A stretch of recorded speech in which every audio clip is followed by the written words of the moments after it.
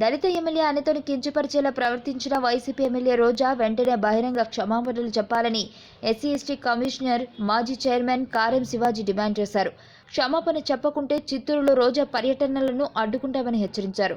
గుంటూరులో బుధవారం మీడియాతో మాట్లాడుతూ ఎమ్మెల్యే అనితను కించపరిచిన రోజా క్షమాపణలు కోరుతూ స్పీకర్ కోడెల శివప్రసాదరావుకు లిఖితపూర్వకంగా తెలియజేశారని, అయితే సభాపూర్వకంగా బహిరంగ క్షమాపణలు చెప్పాలని కోరితే క్షమాపణలు చెప్పననడం దళిత గిరిజనులను అవమానపరచడమేనని కారెం అన్నారు.